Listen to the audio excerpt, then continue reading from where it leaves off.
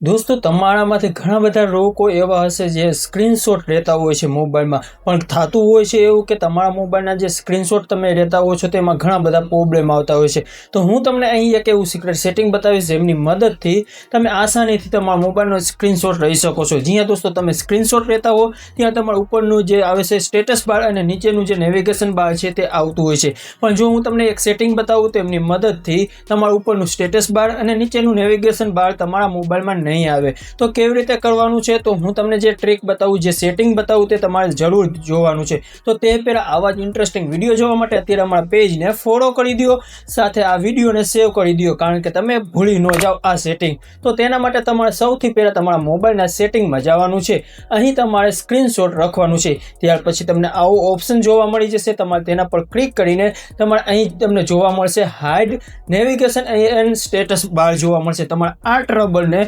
On કરી દેવાનું છે. હવે ગમે ત્યારે તમે સ્ક્રીનશોટ લેશો તો તમારા ઉપરનું સ્ટેટસ બાર અને નીચેનું નેવિગેશન બાર તમારા મોબાઈલમાં નહીં આવે. તો દોસ્તો તમને આ ટ્રીક કેવી લાગી અમને કમેન્ટ બોક્સમાં કમેન્ટ કરીને જરૂર બતાવજો.